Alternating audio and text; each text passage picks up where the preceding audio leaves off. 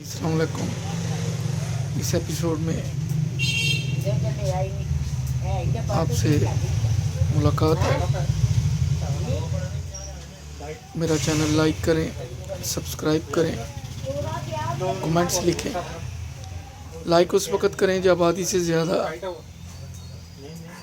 Video देख लें, और सब्सक्राइब उस वक़्त करें जब आप पूरी वीडियो देख लें, अदरवाइज़ स्पैम में चली जाएगी, इसका कोई इफ़ेक्ट नहीं होगा। इस एपिसोड में आपको पुराने दौर की एक खूबसूरत कहानी या आप किस्सा समझ लें, आपको वो सुनाने जा रहा हूँ। उम्मीद है आप इससे लुत्फ़अंदोज़ होंगे। गहरा फ़लसफ़ा इसमें, सबक भी है, रहनुमाई भी है। खुसरो परवेज़ था ईरान का बादशाह। उसे एक ख़ास किस्म की मछली बहुत पसंद थी। उसके पाया तख्त में जितने भी मछेरे थे, उनको मालूम था कि बादशाह ये मछली शौक़ से खाता है। एक दिन खुशकिस्मती से एक मछेरे के जाल में कोई 7-8 दाने उस मछली के आ गए, तो वो खुशी खुशी महल की तरफ चल निकला। माल के दरवाजे पे पहुंच के उसने दरबान को बताया कि बादशाह सलामत को इतला करे कि जो वो मछली बड़ी रग़बत से खाते हैं, आज मैंने वो पकड़ी है। उसने इतला दी। बादशाह अपनी ज़ौजा मोहतरमा और दरबारियों के हमरा बैठा हुआ था। बहुत खुश हुआ ये सुन के। उसने कहा कि मछेरे को कहो कि मछली लेके वो दरबार में हाज़िर हो जाए। इस तरह वो मछेरा मछली वाला टोकरा लेके दरबार में हाज़िर हो गया। बादशाह की खिदमत में सलाम पेश किया, मछलियाँ निकाली, दिखाईं। बादशाह बहुत खुश हुआ।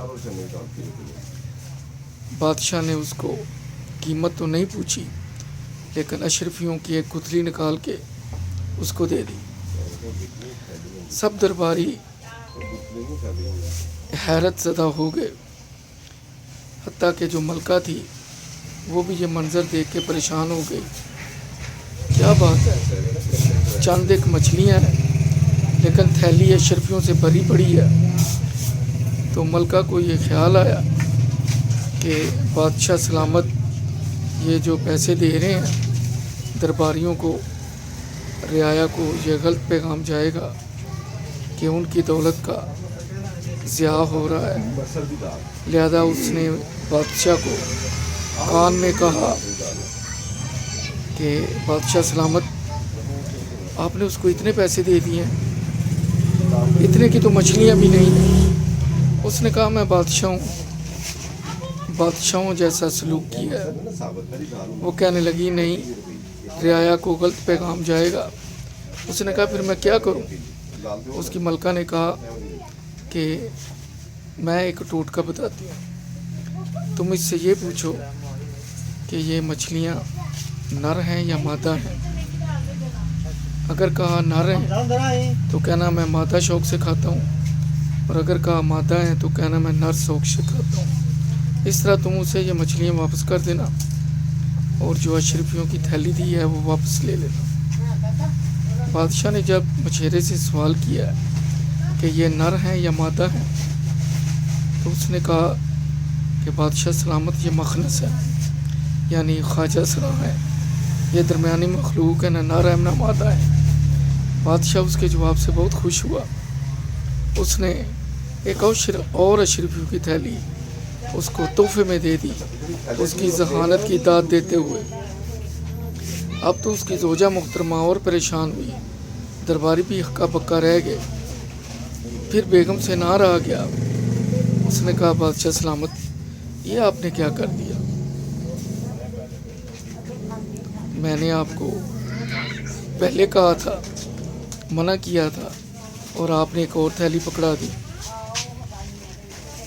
खैर, जब उसने वो थैली पकड़ी तो उसमें से एक अशरफी नीचे गिर गई। जैसे ही अशरफी नीचे गिरी तो मछेरे ने वो अशरफी उठा के अपनी जेब में रख ली। تو ملکہ نے کہا کہ بادشاہ سلامت دیکھ لیں، میں نے پہلے کہا تھا نا یہ بندہ ٹھیک نہیں ہے، جب تم کو اتنی اشرفیاں ملی ہیں تو اگر ایک نیچے بھی گر گئی ہے تو اس کو زمین پہ رہنے دیتا، یہ بہت کنجوس ہے۔ بادشاہ نے کہا بات تو تم نے ٹھیک کی ہے، چلے میں اس سے پوچھتا ہوں، ڈانٹتا ہوں اور اس سے دونوں تھیلیاں واپس لیتا ہوں۔